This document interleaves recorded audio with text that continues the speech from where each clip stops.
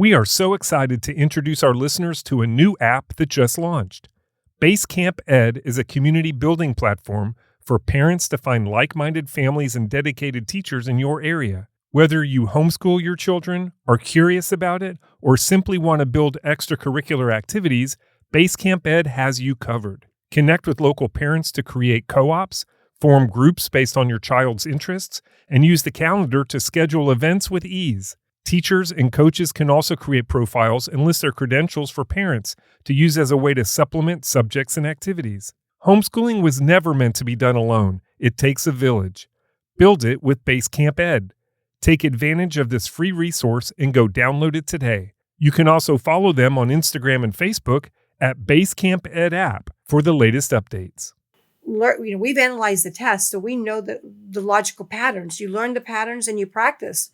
And, there's no instant success. You cannot shortcut the shortcut. Mm-hmm. So you get good and then you get fast. Yeah. You have that accuracy, then you have speed. And so you can end up answering very quickly. But you've got to learn that. You've got to go through and internalize it and solidify it so that you can apply it appropriately. And that takes time and effort. Mm. And there are going to be people who do it, and there are going to be students who don't do it, like everything else.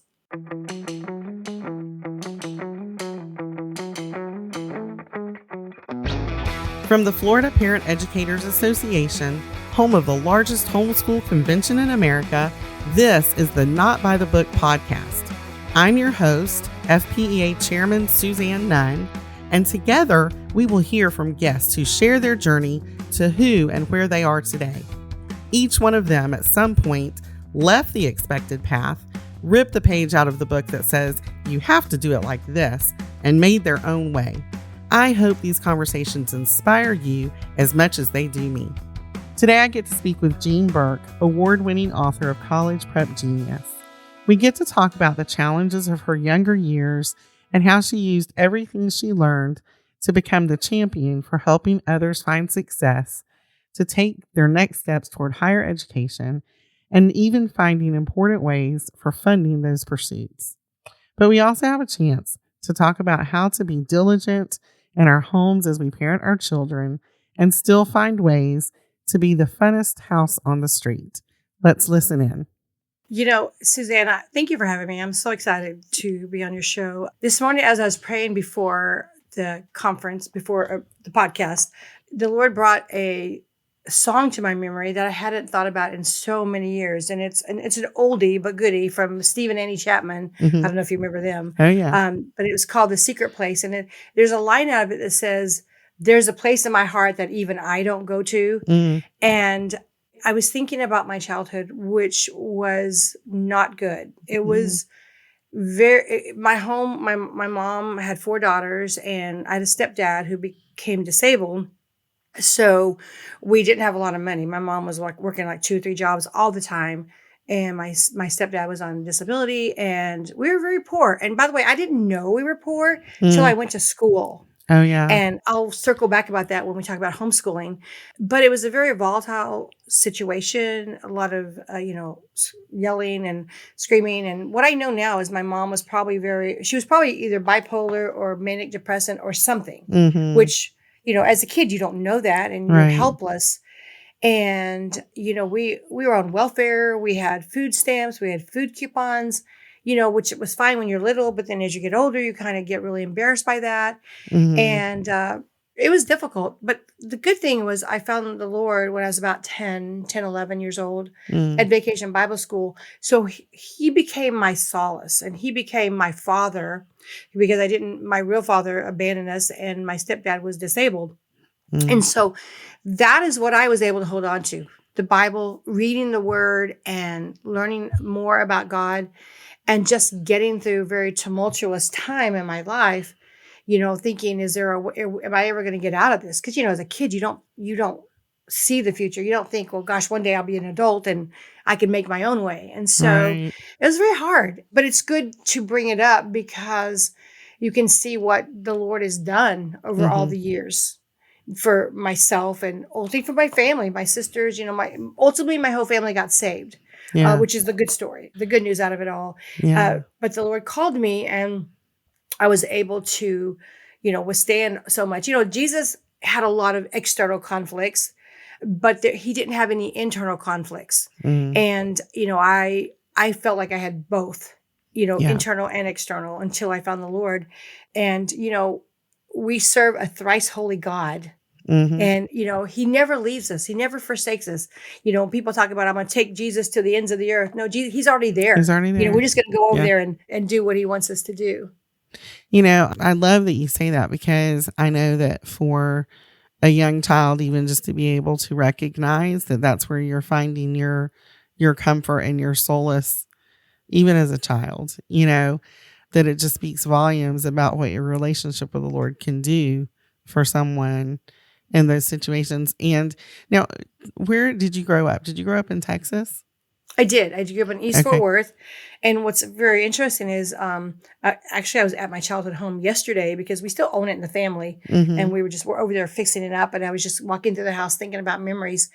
And I went to a very rich school. I mean, everybody was rich. We just lived on the other side of the street, and all. And the whole area, the Hanley area, the East Fort Worth area, was just a very affluent area, most of it. Mm-hmm. And like I said, I didn't discover that till I went to school. I didn't know. And it's interesting how school can zap the life out of you, Mm-hmm. or how you can be so intimidated by everybody else, and something that you've never experienced before. Yeah. And I begin to see that, like, oh my gosh, we can't buy the good crayons, we Mm-hmm. can't buy the good Big Chief tablets, why do I wear the same clothes every day and people have different clothes, so that sort of thing. Yeah. You don't You start to realize become that. aware. Yeah. When you become aware, it impacts you. Before that, it's just kind of a thing. Yeah. It does. And some of the things too, I saw even in elementary school was that, if you wanted, you couldn't be like work in the front office or do all the cool things, read to the first graders, Mm-hmm. again, if you didn't have a mom involved in the PTA, or, you weren't somebody. So it was a wake up call for me at a very young age. Curious about this, with that kind of scenario that you were dealing with at home and struggling with at home. What was it like for you as a student? How were you as a student? Did you lean towards academics and do really well there? Or was that a struggle for you too? No, actually, I was a straight A student. That's I actually fantastic. was. I guess I threw myself into my studies. I knew that was important. I was reading above level all the time. And I just knew that was, and you're right. It was probably my comfort. It was my escape. Okay. Mm-hmm.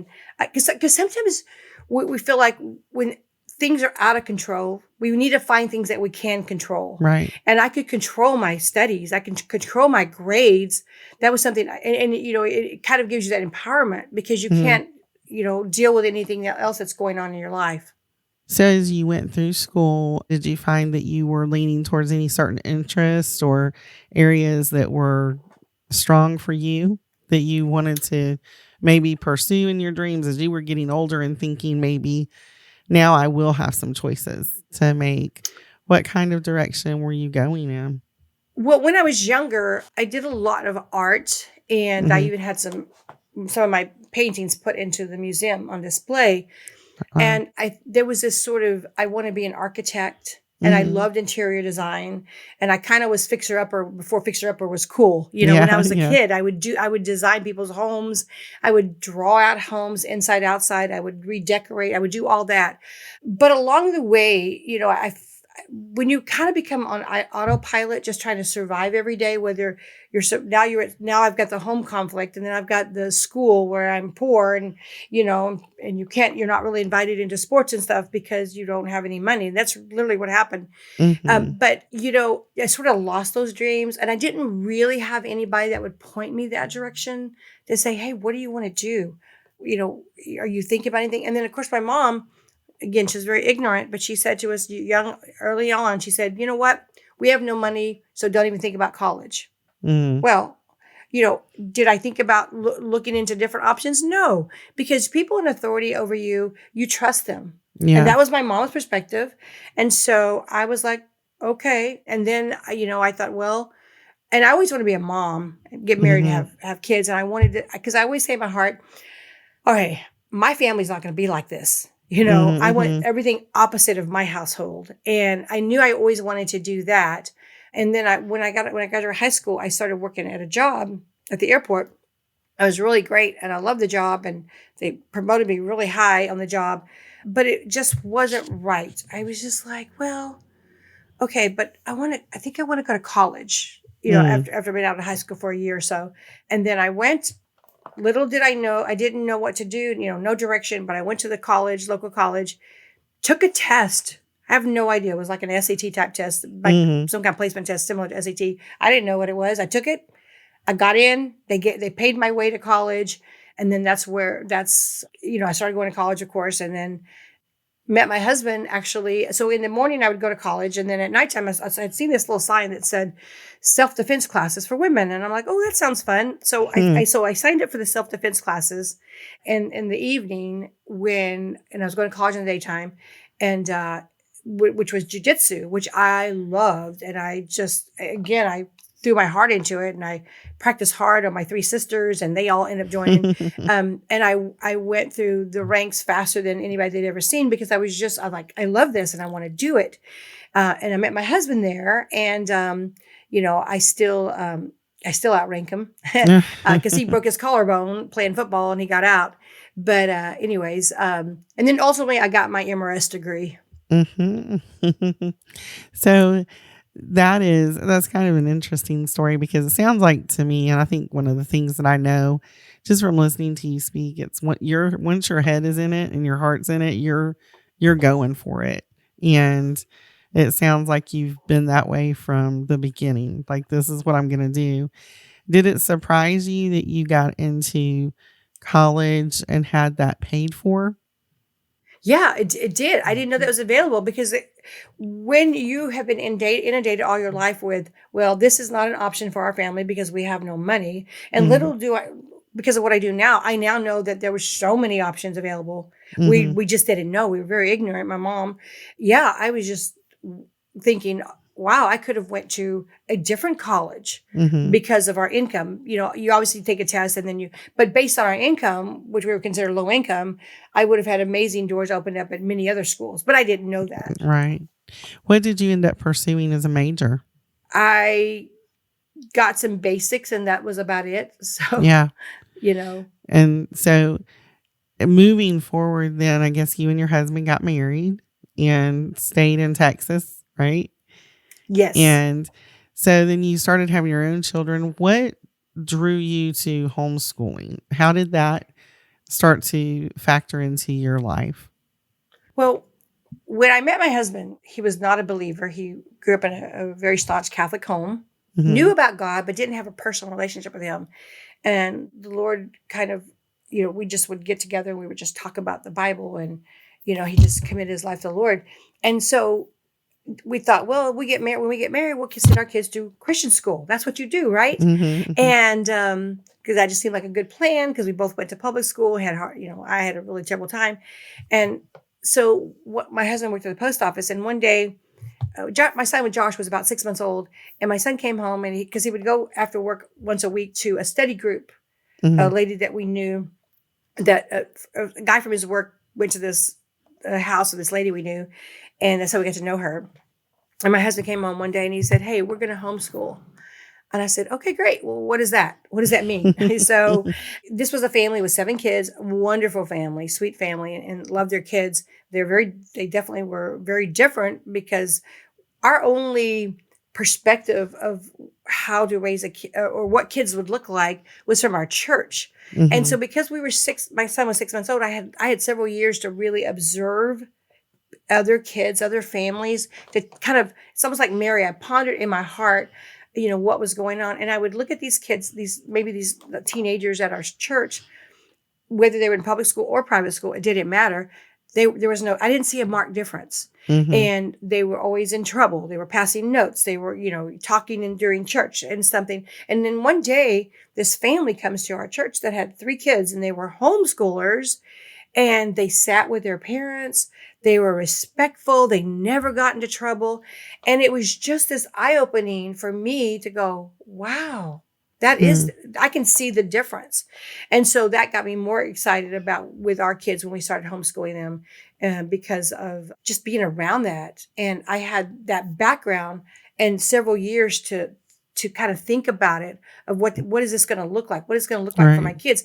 Because going back to the fact of being in an ostracized situation where, we weren't poor, my husband was a postman. So we were, middle class, one Mhm. income. And, but the thought of someone, bullying my kids for, not having a ton of money, or, we certainly couldn't afford a quote unquote Christian school, which is what we thought you would do. Mhm. It was really hard. I thought this is great. We can eliminate peer pressure 100%. I love that. And on top of that, I didn't want, you started to hear the stories of, all these kids getting into drugs or becoming promiscuous, all these things that we didn't want to happen to our kids. And we were able to be there with them and to guide them and direct them on a daily basis. Right. And and point them to Christ, or discipline them if they need it. And I love that part about homeschooling, because I just wanted to be with my kids. It's funny when people say, well, I could not be with my kids all day long. I'm like, wow, I miss them when I'm not with them, even Yeah. now as them as adults. Yeah. It's funny because that's the thing that draws you in. I think sometimes as a homeschool parent is I want to be with my kids, right? And experience all of the moments that I can and build the relationship. And so you homeschooled and do you have two children? 2, son and Okay. daughter. Yeah. So you homeschooled them. And so I'm curious, along the way, were you involved in a lot of co-ops? Did you do much teaching with kids at that point, or, instruction during those years? We're so blessed, especially in Texas, and I know y'all are there in Florida as well, Mm, because it's such a great state. Because there's no policies, there's no hoops to jump through. right. We don't have to do anything, and so we had local co-ops that my kids were involved in. We had outside classes. They took AP courses. They, when they were younger, we did more stuff at home together. But as they got older, they took some of their core classes, like biology from a doctor and Hmm. a math from a lady who had a master's degree in it, and so all that expertise was able to pour into my kids that I Hmm. couldn't have done. And so they kind of got the best of the best. They took piano and guitar and drums, and my daughter was did ballet and Irish dance. And so we had so much going on. And, Mm. when people say, aren't you worried about socialization? I said, yes, I am. We get too much of it. That's right. That's Get why too we much. homeschool. Yeah. Exactly. So, so we were blessed to have all those supplemental classes along with whatever we did at home. And then, so both of your kids then chose college. And was it then that you started walking through what college entrance looked like for, your kids, and jumping through hoops for them? How did you start to really navigate those waters in your own life? It's interesting that as homeschoolers, I used to think that we were the least informed when it comes to things like college Hmm. prep. But actually, we are more informed because we don't have a choice. We have to figure it out on our own.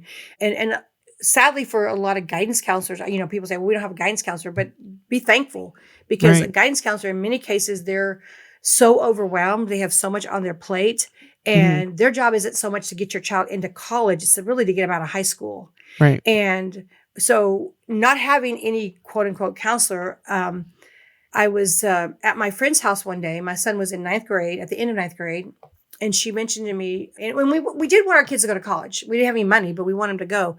And she said, did you know there's free college based on a test score, like a PSAT or SAT? And I thought to myself, no, I didn't know that. And kind of the wheels started turning in my head. And I thought to myself, well, if that's the way we can get some scholarships, then maybe we should be working on that. Hmm. And with no money for college, much less for one of those several $1,000 expensive prep schools, we just kind of started figuring things out on our own. We bought some books at the store. We took a couple local classes. We started going through practice tests over and over again, trying to figure out, what we're doing right, what we're doing wrong, what's working, what's not working. And a short story long, my son became a National Merit Scholar. And over the course of a year, we ended up throwing away around 7 trash bags of college offers. Oh, wow. Full, anywhere from full ride to full tuition to room and board, grad school money, study abroad stipends, spending cash. I mean, the list goes on and on. Every day my mailbox would fill up with these letters just for about a year after he took his test. So our decision, because he was a top 1% in the nation based on his test scores. Right. And so our decision went from how are we going to pay for college to where in the world should he go? Because we had so many offers. Mm-hmm. And then after my daughter got her free college offers and scholarship money, people said, okay, what did y'all do to get free college? And then that's when I kind of thought, okay, well, I need to do something because everybody keeps asking me. And that's when I wrote a book and started teaching out of my class and teaching class out of my home. And that grew from my living room and kitchen filling up with kids to some of the kids running to their schools and saying, hey, you need to have this lady at my school. And then I started going to local schools and teaching. And then people would say, well, I don't live in your area, but if I get a few kids together, will you come to my city? And I'm like, okay, that sounds cool. And then I would do that. And then people would say, well, would you come to my state? And I'm like, okay. And then people started asking me to come to different countries. So I've taught in several other countries my program. So, do they find that the families who take your program and implement it, are they finding the same kind of success as you did? What do you think is the key to their success with your program? Oh, like anything else, you got to do the work. Mm-hmm. Zig Ziglar says you can't get upset for the results you don't get for the work you don't do. Mm-hmm. Like I did 10 sit-ups, but I didn't get a 6-pack. Wonder what happened, Mm-hmm. You got to do the work. You got to pay attention. You got to follow directions. And the ones who do that, they go on to raise their scores hundreds and hundreds of points on the SAT. We've had students raise their scores as much as 700 points. On the ACT, as much as 11 points. On the CLT, 26 points. And so if it's just working the process. It's like if you want to excel in piano, you learn the chords, you learn the keys, and then you practice. Mm-hmm. You want to excel at some kind of sport, you learn the moves or the techniques and the plays, and then you practice. And test prep is no different. The thing about why a lot of people, and I've done this for 20 years, but one of the reasons why people don't do well, even, valedictorians bomb these tests, because I teach in public schools all the time, in private schools, is because it's a different skill set that nobody's teaching you. These are logic tests. These have nothing to do with your IQ, how smart you are, what school you go to. And every question can be answered in 30 seconds or less. So if the kids, go back to your question, if the students will learn, we've analyzed the test, so we know the logical patterns. You learn the patterns and you practice. And, there's no instant success. You cannot shortcut the shortcut. Mm-hmm. So you get good and then you get fast. Yeah. You have that accuracy, then you have speed. And so you can end up answering very quickly. But you've got to learn that. You've got to go through and internalize it and solidify it so that you can apply it appropriately. And that takes time and effort. And there are going to be people who do it, and there are going to be students who don't do it, like everything else. Right. So will you take a minute and talk a little bit about the different tests, the 3 big ones, I guess, at this point for college entrance? And by that, I'm asking you about the SAT, the ACT, and then the new CLT has come on the line on board. What can you tell us about those tests for parents who might be listening, as far as a little bit about the direction to lean toward with their kids? Oh, absolutely. So SAT and ACT are accepted by every single college. 100% of colleges will take either one. And if they prefer one or the other, they will convert the score. Mm-hmm. So if you don't know where you're going to go, and you might lean toward one of those. The CLT is currently in a little over 300 colleges, but it's pretty much growing rapidly. The SAT was created in the 1920s, and the ACT was created in the 1950s. The CLT was created in 2015, which is the alternative to the SAT and ACT. Prior to 2024, in 2023, all 3 tests were about 99% the same. We had one program. We had students who would use one program and ace all 3 tests just because they were so similar. Then last year in 2024, and this all came out of the COVID, or as we call it in Texas, the scamdemic. BC, before COVID, right. they were pretty similar. But then what happened was, because of the test being canceled, because we were all in house arrest, Mhm.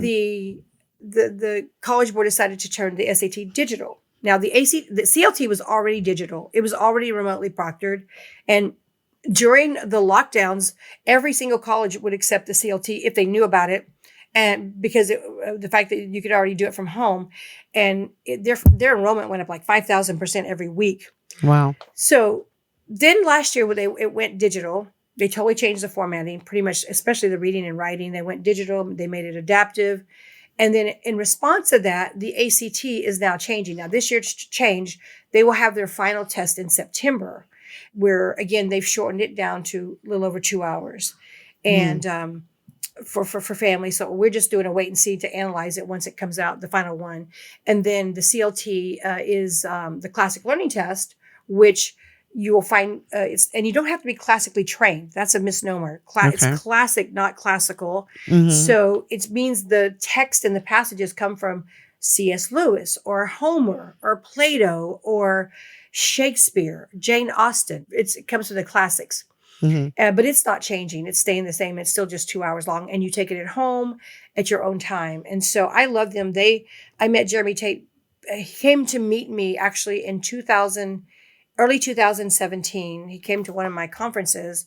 He said, I flew down just to meet you, and started telling me about the CLT. And I said, yeah, I said, Jeremy, I'm not loyal to SAT or ACT. I am loyal to whatever gets my families into their college and gets it paid for. That's what I'm loyal to. Mhm. And so I started promoting the CLT, and then ultimately we became their official test prep.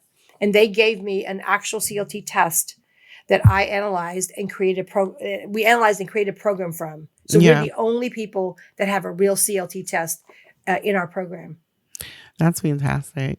You hear things as you're going through all the process that certain types of learners take certain tests better and get better scores on certain tests.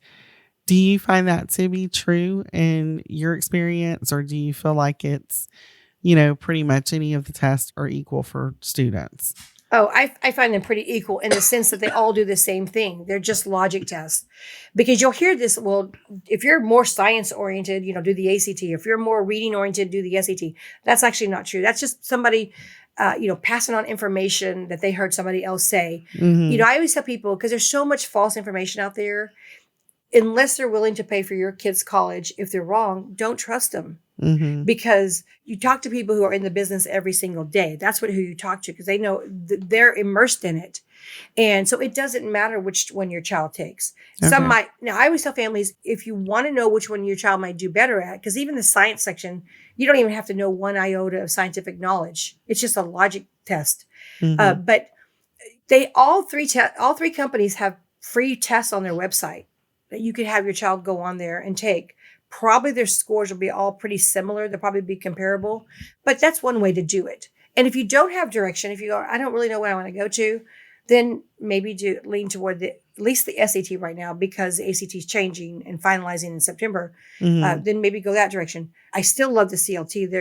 I love those people. They're amazing.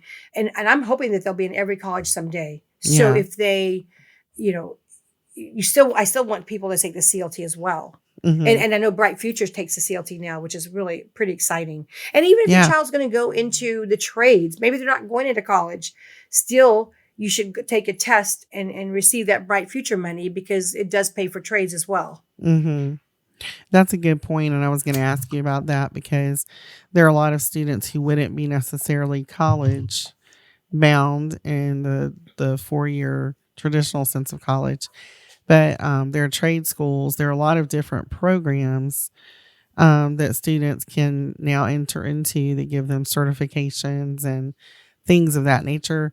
Do you find that taking those tests still provides opportunity for them to get scholarships or grant money for those? Oh, well, first of all, definitely for Florida, Bright Mhm. Future pays for trades there.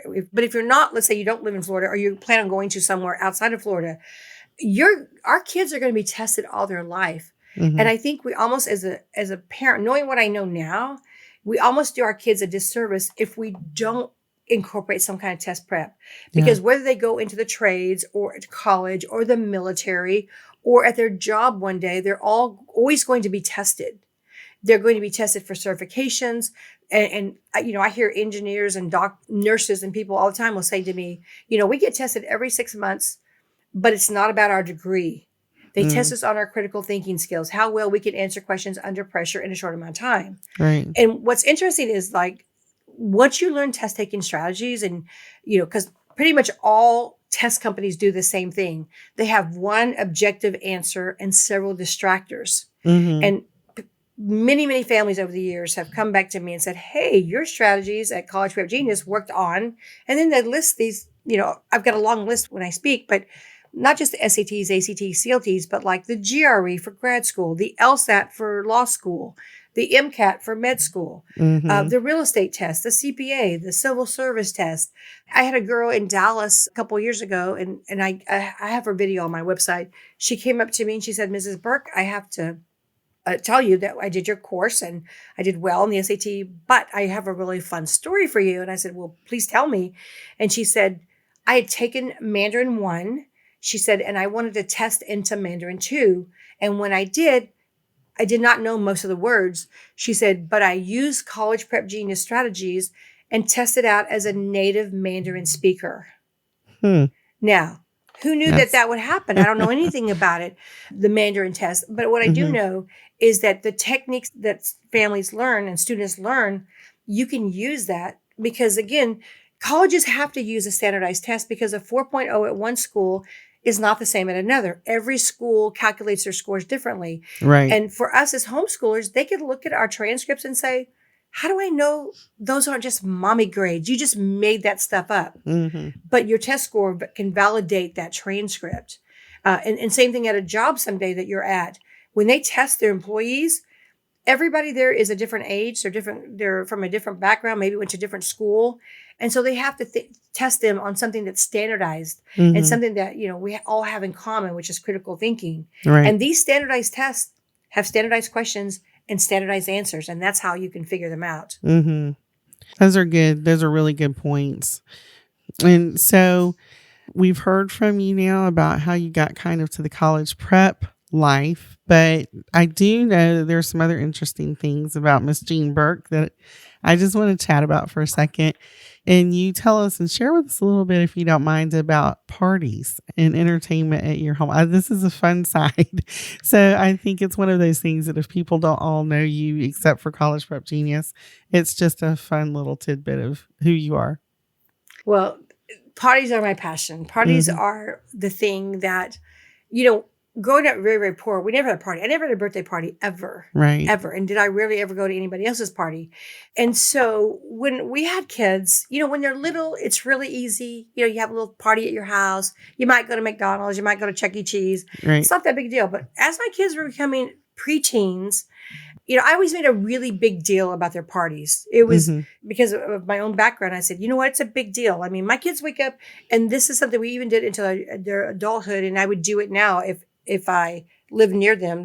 My son is an attorney in LA, and I have done it when I'm in town on their birthday. But, I used to, when they would go to sleep at night, the night before their birthday, I would go in there and I would decorate their room and put balloons and signs everywhere and scriptures and maybe little gifts and stuff. So when they woke up, their day already started. They were so excited. And I carry that on, forever until, now they're on their own. Yeah. And I've done it. Even one time I stayed at my daughter's apartment in New York, and she was out for training and she came home. It was during her birthday week, and her apartment was decked out with all kinds of decorations. And I had little gifts all over the house for her. So I kind of carried that over to her. But as they became preteens, the internet was still pretty new. And I thought, I need to do something different. And so I went on the internet, started looking, what do you do for teenagers? And all I could really come up with was, truth or dare or spin the bottle. And I'm like, yep, that's not happening. Okay. So I had to start coming up with some unique parties. And that's what got me started. And so over the years, I created really unique, fun parties. My name by my daughter is Party Snob. Because, most parties you go to, you kind of just sit there and you eat and you maybe, just sit and talk, or maybe not talk if you're an introvert, and you just kind of want to get out of there as fast as you can. And so I started doing things. And so just some of the parties that we've done over the years are like bigger and better, and video scavenger hunts and surprise parties and mother-daughter sleepovers and hope chest parties. And I've done 50s parties, 70s parties. I did a roaring 20s parties. And that's just to name a few. People would ask me to come do their baby showers or their wedding, bridal parties. And I've done all that for a lot of people. Yeah. And they say, you're the party queen of Texas, or in my daughter's case, party snob. But, and then when you asked me to speak about parties a few years ago to your leadership, I was so excited. Yeah. But I literally had to sit and think about it. I had to think about what has made the party so special. Why are they different? I think a lot of people focus only on a couple things. They focus on the food and they focus on the decorations. That's it. That's kind of it. But you kind of get there and you kind of do nothing. And then you kind of just want to think, I could do this at home. Why am I here? Right. And so I thought back over, and when I created my speech for the leadership, which was so much fun. We had like 250 people in that room. It was so much fun. But I walked through, I realized that all the parties that I've done, that pretty much many of them are just 100% attendance, because if you've been to one of my parties before, then well, this is going to be different. But I had to think about it. And I realized that there were 7 secrets to a great party or an unforgettable party. And that's what I had, because I just went back through party after party, Hawaiian luau's, 50s parties, all these different things that we did. What did I do that made it? And that's how I came up with the 7 secrets. And that's what I shared with the leadership there. Yeah. And what I think is kind of fun about that, and in your backstory with your parties, is you were a mom homeschooling your kids, obviously wanting them to prepare for college, get ready for, higher academics. Sometimes as moms, we get so focused on pushing them to succeed in that area, and academics becomes everything, or sports becomes everything, dance becomes everything, whatever it is that's going to make them successful, And I think that when you can bring in the added fun and the things that really bring them joy, that show them they can relax, they can have a good time, they can just do this, and have fun with it. It gives them a place to really just kind of rest in a moment and be like, not everything is serious, not everything is so focused, but we can just play together and have fun together. And I think that's so important. And it's interesting because you connect that back to, your own childhood and your own experiences where that wasn't a part of, your growing up, and you were sure to bring that in for your children and to make that a part of their world. But I love that. I love how you have parties. I love how you entertain people and bring people together for fun, because on the other side of it, you bring them together for hard work to focus and to accomplish things. But it's just the perfect balance to me. So it's the perfect balance in your personality. Well, thank you. I appreciate that. And, it's, I always wanted to have the funnest house on the block. And I use that word funnest. Okay. And I think when you are that, it draws people in, whether it's the neighbor kids, or whether it's, your nieces and nephews. But letting people know that we're not, because a lot of people think that, and this happened to us too, that we were weird and strange for homeschooling. And even my in-laws were very much against it. They didn't vocally, they just kind of expressed, I don't know about that. Because they were kind of big men on the campus, kind of, Mr. and Mrs. Birdville. And so they were not for homeschooling, but years later, they looked back and they saw the fruit of our kids. They you can't deny the fruit. And, you walk in obedience. People say, well, why'd you homeschool? We say, well, because that was we were being obedient. God called us to do it. And so we walked and we did it, with all of our mistakes, we did it. And, you and the beauty of that relationship that you have with your kids, you can't buy that. You can't bottle that. And you definitely want to raise kids that you want to be friends with when they're adults, and we have that with our children. So we're very blessed. We're, and we will tell you it's the grace of God. It's been grace all the way. And so we're thankful for that, because we know a lot of people that don't have that.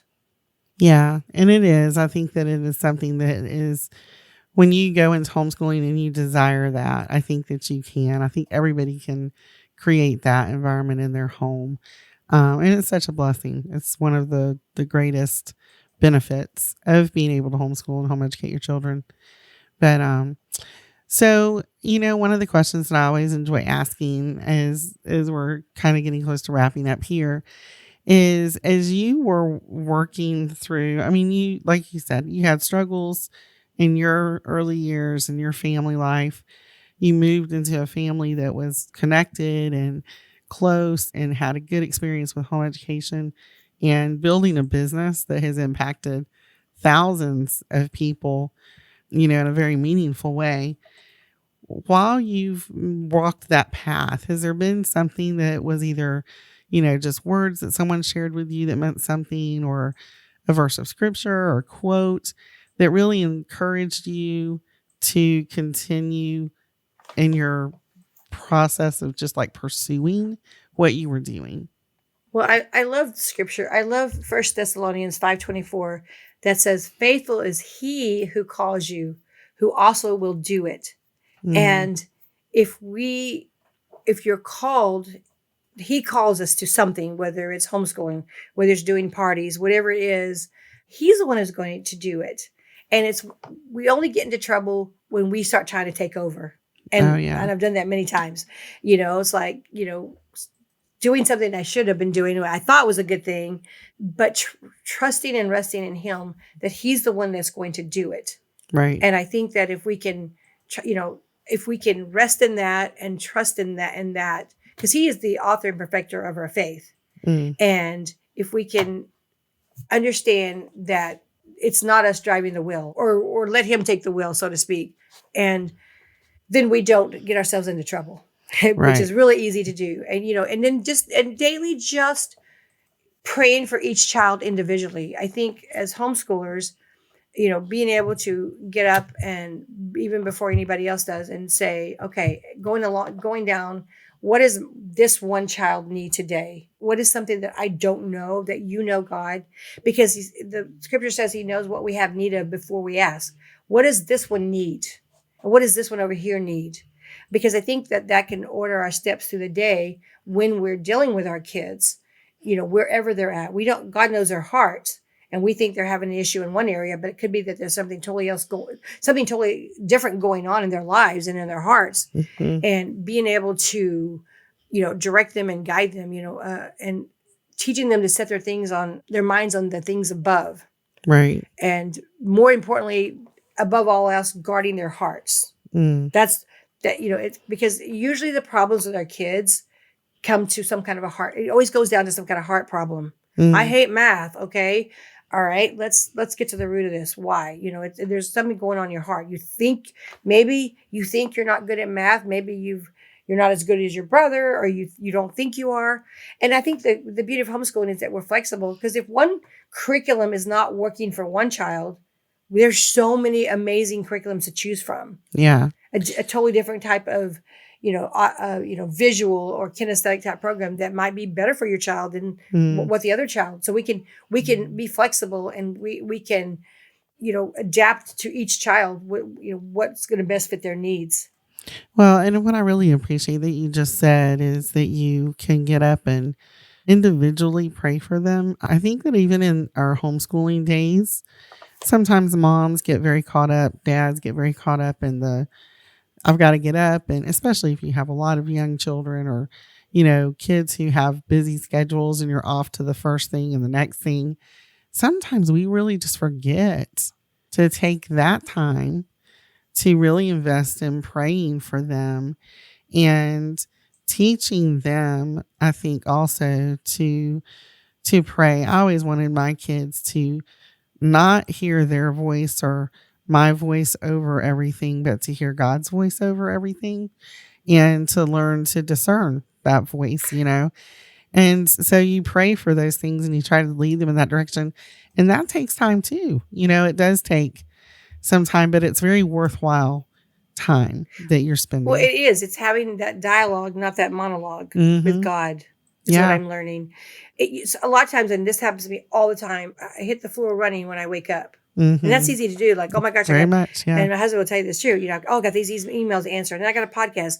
Oh, and then I'm going to a conference, and then and I'm consumed, and that happens to me all the time. So it's really, and I didn't really do this a lot with my kids, but I try to do it now, and that is to get up earlier than they do, or earlier than they did. But we, as parents, moms and dads, can say, I'm going to get up, whether it's 10 minutes or 30 minutes or whatever, before anybody else. And before I hit the floor running, before we start getting into academics and running to ballet and to soccer or whatever, Right. Let's take this time. And that's intentional. That's something that it takes sacrifice, and it's something that you really have to make a priority, but I think it's a necessary thing, especially in homeschooling, before we start our day. Yeah. And it's one of the things that we actually can carve that out and make it an opportunity for ourselves, because our schedule really isn't dictated, so much by everyone else in that scenario. But thank you for encouraging us and for sharing your thoughts about all of those things, because, it's so good to see you and doing what you do when you're teaching us how to do test taking, but hearing the other side of, your story and just how you would encourage moms who are walking the same path that you have walked as a homeschool mom, and just getting to that place is very much appreciated and very encouraging to us and to our listeners. So thank you very much. Well, thank you, Suzanne. I appreciate you having me on, and I love you, and I love FPEA, and I definitely love Florida. Thank you. Thank you so much. We love you too. Thanks for listening to the Not by the Book podcast from the Florida Parent Educators Association. To learn more about homeschooling in Florida, or to find resources to help you on this amazing journey, visit our website at FPEA.com. If you have any suggestions for future guests, contact me, Suzanne, at notbythebook@fpea.com. Thanks again for listening, and be inspired to live your life not by the book.